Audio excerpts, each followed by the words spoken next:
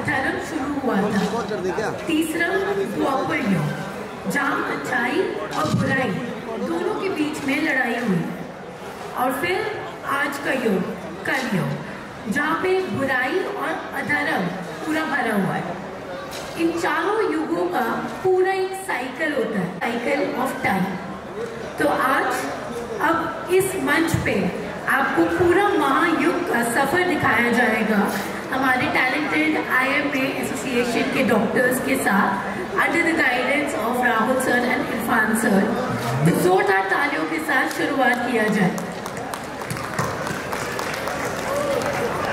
मैं चाहूंगा कि आप सभी लोग थोड़ी देर के लिए इस मंच पे ध्यान दे दें, क्योंकि अब जो आपके सामने परफॉर्मेंस होने वाला है वो होने वाला है एक नृत्य नाटिका, जिसका जो स्वरूप है वो कुछ इस प्रकार से है कि जो भी कलाकार आपके सामने आएंगे वो एक ही समय में कई सारे किरदार को वो आपके सामने प्रेजेंट करेंगे। यानी वो कभी कभी मेल का भी किरदार आपके सामने प्रेजेंट करेंगे, कभी कभी फीमेल का भी प्रेजेंट करेंगे। आपके सामने कई सारे चरित्र को दिखने को मिलेंगे यहाँ पे, और करने वाले, डांस करने वाले परफॉर्मर भी यही होंगे, और जो एक्ट करने वाले परफॉर्मर भी होंगे वो भी यही होंगे। तो इसका विशेष ध्यान दीजिएगा आप लोग कि ये नृत्य नाटिका बिल्कुल इस तरह का है जैसे रंगमंच में कार्यक्रम होता है कि एक कलाकार कई सारे स्वरूपों को दिखाता है बिना कोई परिवेश को बदले हुए। जब तक हम तैयारी कर रहे हैं तब तक बता दें, महायुग के 4 युग हैं। सत्य युग, जहाँ सत्य, धर्म और शांति का युग था, जिसमें हिरण्यकश्यप और नरसिंह राय। त्रेता युग, जिसमें मर्यादा, त्याग और भक्ति का युग था, राम जी का अवतार हुआ था। द्वापर युग में धर्म अधर्म का संघर्ष हुआ था, जिसमें श्री कृष्ण उतरे थे और महाभारत हुआ था। और कलयुग, जिस युग में हम लोग रह रहे हैं, ये युग जिसमें हम लोग जी रहे हैं, इसका उद्धार करने के लिए कालकी आएगी। और ये कब अंत होगा ये आपको अगले सीजन में, अगले साल बताया जाएगा। तब तक हम लोग स्टार्ट करते हैं महायुग का पहला युग, सत्य युग। 5, 4, 3, 2, 1। सतयुग में सत्य है, त्रेता में ज्ञानता, द्वापर में यज्ञ है, कलयुग में अज्ञानता। इन शब्दों से आप समझ गए होंगे कि आज हम 4 युगों की बात कर रहे हैं। हमें हर युग ने एक पाठ पढ़ाया है, जहां सीखा जाता है कि बुराई कितना भी बड़ा क्यों ना हो, अंततः जीत अच्छाई की ही होती है। तो चलेंगे सबसे पहले सतयुग की ओर, जहां पे धर्म अपने चारों पैर पर खड़ा था। लोग सत्यवादी और ईश्वर भक्त होते थे, लेकिन ईश्वर की लीला भी गजब है। इस युग में भी एक शक्तिशाली राक्षस राजा हिरण्यकश्यप था। अत्यंत क्रूर था, लेकिन उसकी खुद की संतान भक्त प्रहलाद विष्णु जी का बहुत बड़ा भक्त था। और फिर क्या हुआ, तो चलिए देखते हैं।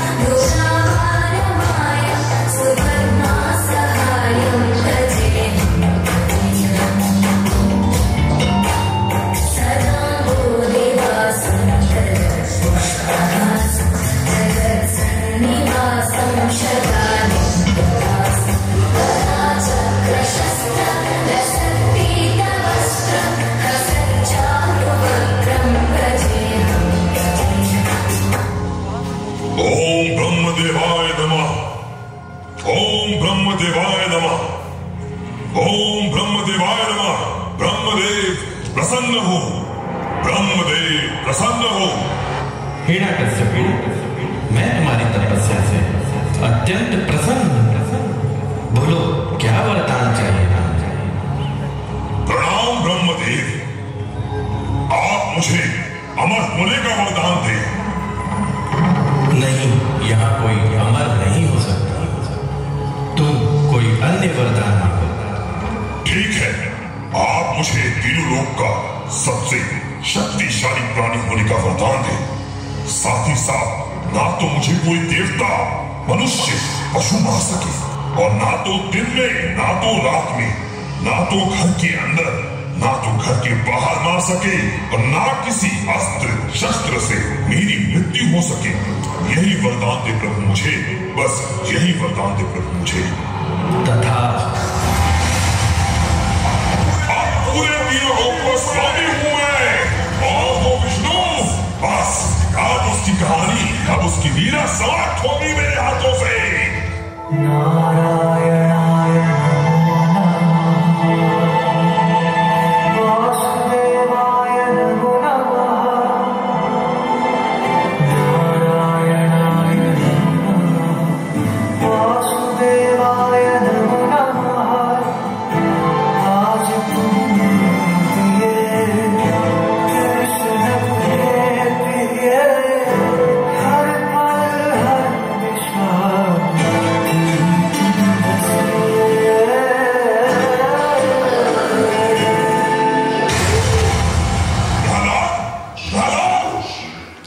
पिताश्री। छोड़ दो उस विष्णु का जाप करना, वो मेरा शत्रु है। मैं हूं ना यहाँ, मुझसे बड़ा कोई नहीं है, वो विष्णु भी नहीं है। मेरी उपासना करो पुत्र। नहीं पिताश्री, ये असत्य है जो आपने कहा। पूरे संसार में भगवान विष्णु जी से बड़ा कोई नहीं है, आप भी नहीं। क्या कहा? तेरी इतनी हिम्मत कि तू मुझे उस विष्णु से छोटा कह रहा है?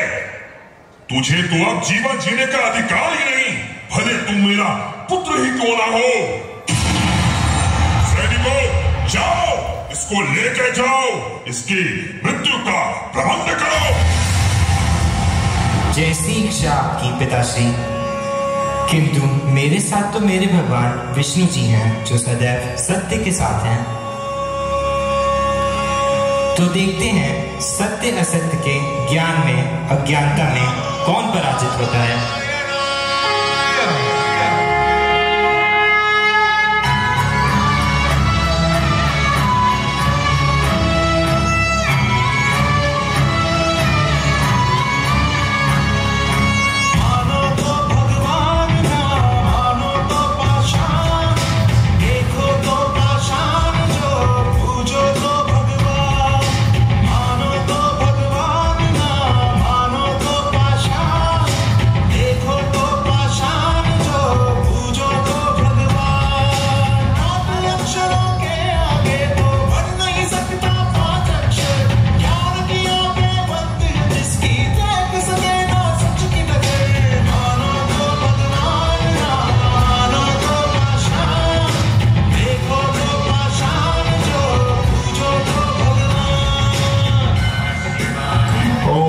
देवाय नमः। ओम विष्णु देवाय नमः।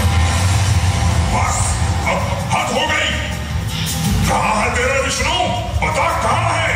पता क्या इस खंबे में भी है तेरा विष्णु? हाँ, इस खंबे में भी है। अच्छा, तो मैं तोड़ के देखता हूँ उस खंबे को कि तेरा विष्णु है कि नहीं है यहाँ।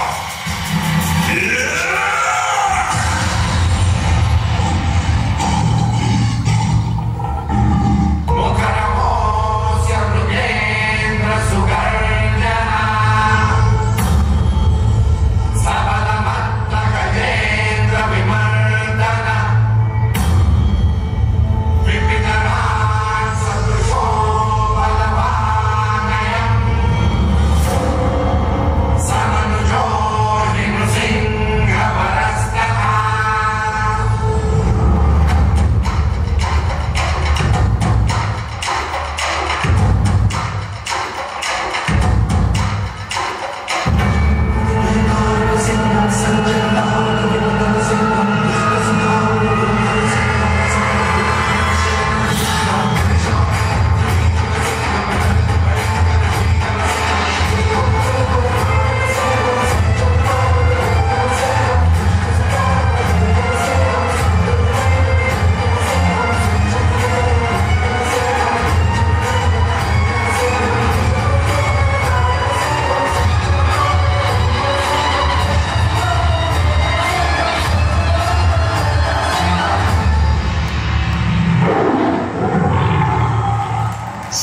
के बाद अब आता है त्रेता युग का समय, जहां पे हम सब मर्यादा पुरुषोत्तम श्री राम जी का दर्शन करेंगे, माँ सीता के धैर्य का दर्शन करेंगे, भाई लक्ष्मण का प्यार भी देखेंगे और तो और हनुमान जी का प्रभु भक्ति भी देखेंगे, लेकिन एक अहंकार भी देखेंगे, यानी रावण।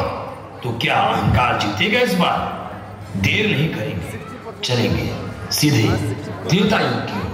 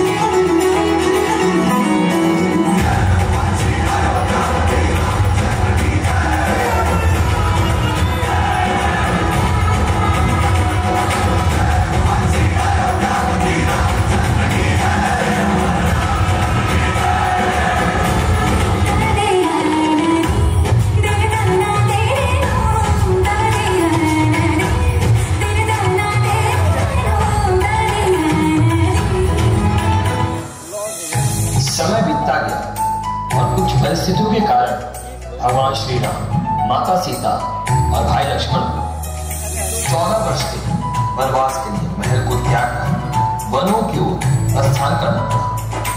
वनवास होने पर भी भगवान, माँ सीता और लक्ष्मण प्रसन्नता भाव के साथ जीवन यापन कर रहे थे, लेकिन ये प्रसन्नता पे अंधकार बन के आ रहा था रावण।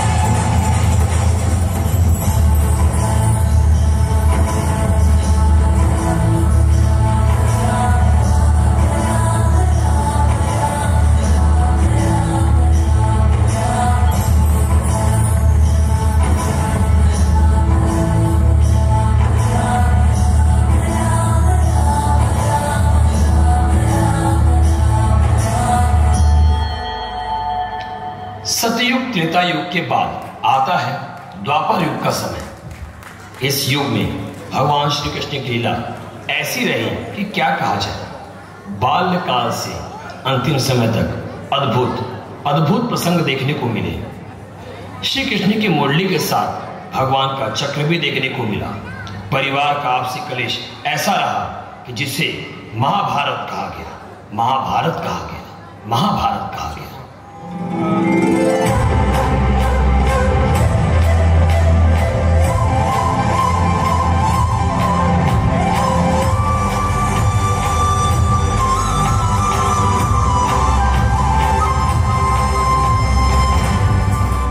मेरे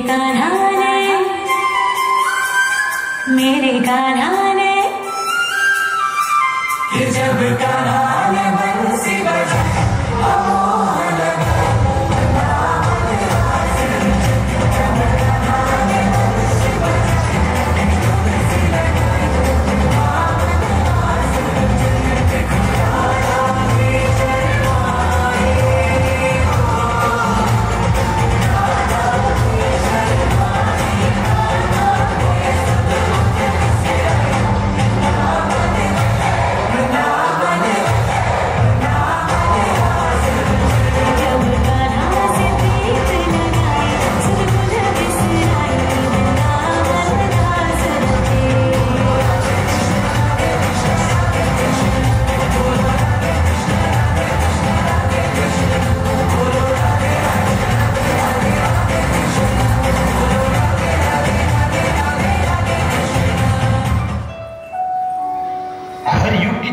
इस युग में भी दुराचारी लोग थे।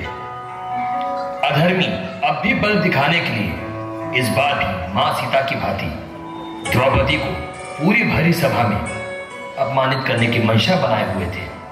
लेकिन फिर क्या हुआ? अधर्मियों का नाश होगा, धर्म की पुनः स्थापना होगी। सभी प्रश्नों के उत्तर आप सभी को मिलेंगे।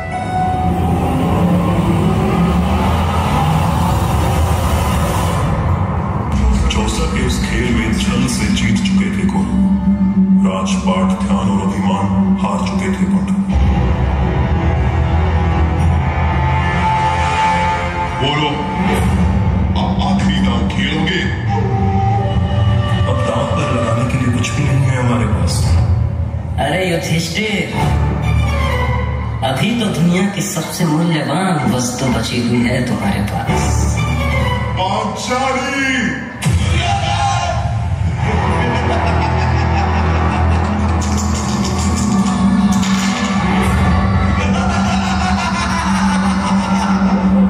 सुनो वीर दुशासन, एक क्षण भी तुम न गवाओ। पांचाली के बाल खींचते हुए सभा में लाओ।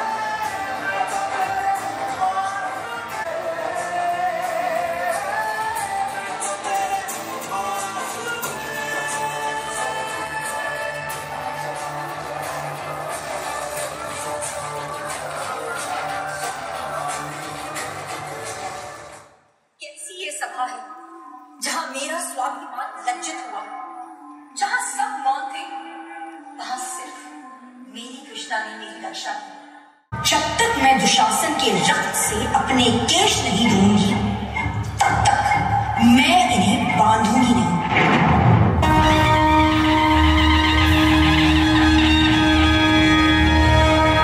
यदा यदा हि धर्मस्य ग्लानिर्भवति भारत अभ्युत्थानं धर्मस्य तदात्मानं सृजाम्यहं परित्राणाय साधूनां विनाशाय च दुष्टकृतां धर्म संस्थापनार्थं संभवामि युगे। जाओ पांडव, धर्म की स्थापना करो और तुम पांडव विजय प्राप्त करो।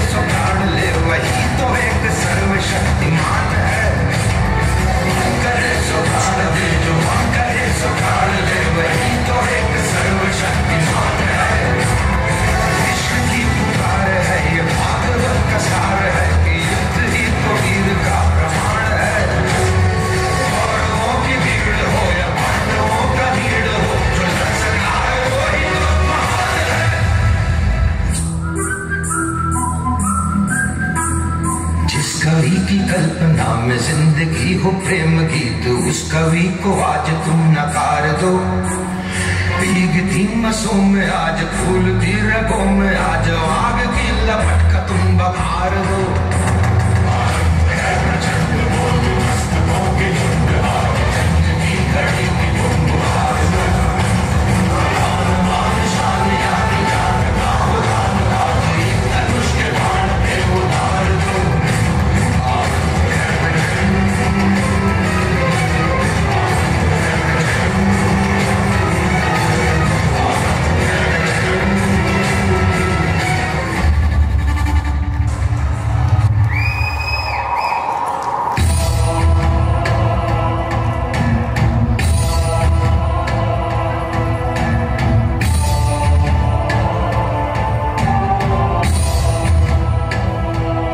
जब अधर्म बढ़ेगा तब तक धर्म की स्थापना के लिए मैं आऊंगा, चाहे वो कोई भी युग हो, सतयुग, त्रेता युग, द्वापर या कलयुग। और अब कलयुग की बारी है अधर्म का विनाश करने, धर्म की पुनः स्थापना करने कल के रूप में अवतरित होगा।